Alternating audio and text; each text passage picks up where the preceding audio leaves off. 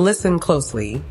What if I told you everything you thought you knew about Noah's flood might be missing one colossal twist?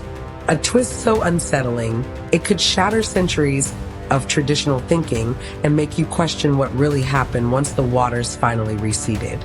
Did the flood truly wipe out every rebellious giant, every so-called other god? Or is there something deeper, hidden in the ancient pages of Scripture? By the way, before we set sail on this epic journey of hidden truths, do yourself a favor. Subscribe right now for more mind-bending biblical mysteries. Trust me, you won't want to miss a single revelation that's coming your way. Now, let's rewind to the days of Noah. We've been told a tale that's deceptively simple. God's judgment floods the earth, leaving only 8 human survivors, Noah and his family. Giants? Wiped out. Pagan gods? Obliterated. Problem solved, or so we were led to believe. But if that were entirely true, how on earth do we explain the later rise of mighty warriors and strange, divine entities worshipped by ancient civilizations long after Noah? Could these gods have truly returned from extinction? Or did they ever leave in the first place? Brace yourself, because the answers might challenge your entire understanding of the flood story. For centuries, people assumed the waters cleansed the world of every trace of corruption. Makes sense at face value, right? A global deluge should leave nothing behind. But consider this. The Bible repeatedly mentions idols, foreign gods, and even giant-like clans well after the flood narrative. Where did they come from if they've been wiped out? One theory holds that these other gods didn't need mortal bodies to survive. Think fallen angels, rebellious watchers, spiritual forces that existed long before the waterworks began. They weren't human. They weren't bound to flesh the way we are.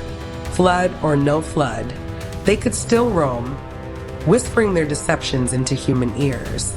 Others propose that corrupted knowledge, or dark secrets, passed down through Noah's unwitting descendants, acted like a Trojan horse, letting these influences creep right back into the world. That's what many of us have been taught.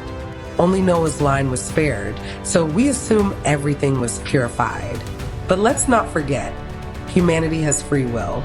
Even in a fresh start, people are still capable of forging new alliances with unholy powers. Ancient texts hint that certain giant or Nephilim traits might have resurfaced through intermarriage or spiritual infiltration. Add to that the possibility that rebellious spiritual beings never died to begin with. And suddenly, we have the perfect recipe for the reemergence of so-called gods and giants. Fast forward to the Tower of Babel. Nimrod, described as a mighty hunter before the Lord, is often depicted as the founder of shocking idolatry. How did he and his people so quickly start worshiping gods of their own, making if the entire planet had just experienced the might of the one true God? It's almost as if something or someone was quietly fueling that defiance, an echo of ancient, fallen influences that refused to stay drowned. Here's the kicker. Many historians and theologians point out that new cults and civilizations don't just pop up out of thin air. They evolve from existing ideas. If Babel's people had knowledge of other gods, it suggests those gods, or the stories about them, never fully vanished. They merely found new hosts, new hearts ready to be deceived. So were we misled? We weren't exactly lied to, but maybe we got the child-safe version of a much more complex story. The flood was unquestionably a massive reset, but it didn't erase free will or the spiritual realm. Yes, the living, breathing giants perished, but that wouldn't necessarily stop malevolent beings from reintroducing their influence after the fact.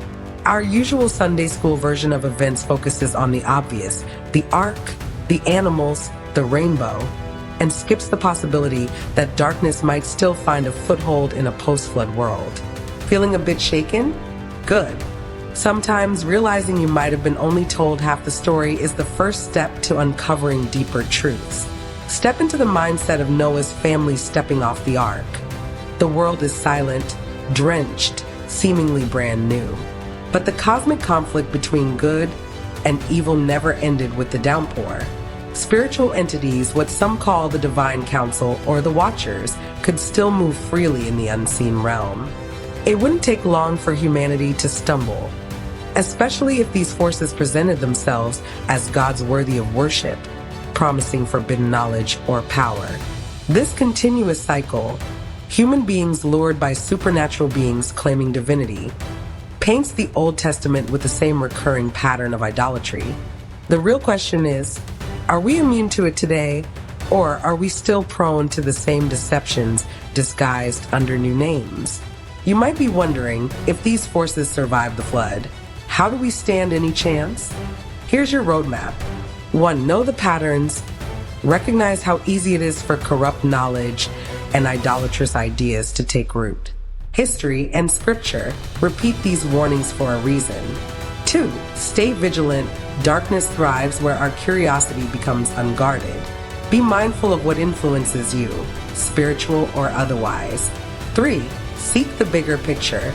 Don't settle for watered-down versions of scripture. Dig deeper, question narratives, explore original texts. You'll find that the Bible's mysteries are richer than you ever imagined. 4. Walk in discernment. Whatever your spiritual beliefs, cultivate wisdom and watch out for anything that exalts itself as a god. The flood story is a cautionary tale that even global judgment doesn't eradicate free will, nor the forces that seek to misuse it. Remember, the best armor against deception is truth, and truth rarely resides in oversimplified retellings. Hard to believe, right? We started with a question about how any gods could possibly survive the flood, and suddenly we're staring into an unseen war that's been raging since before the rain fell. It's almost as though the Rael story has been hiding in plain sight, waiting for us to wake up. Now that you've peered behind the curtain, you can't unsee it. And if you're hungry for even more revelations, more biblical enigmas that challenge everything you thought you knew, then hit that subscribe button before you go. You've only scratched the surface. Stay curious, keep questioning, and never stop seeking the truths lurking between the lines of history's greatest story. Until next time, remain vigilant, stay humble, and remember, sometimes survival isn't about flesh and blood alone. The real battle often takes place where we least expect it.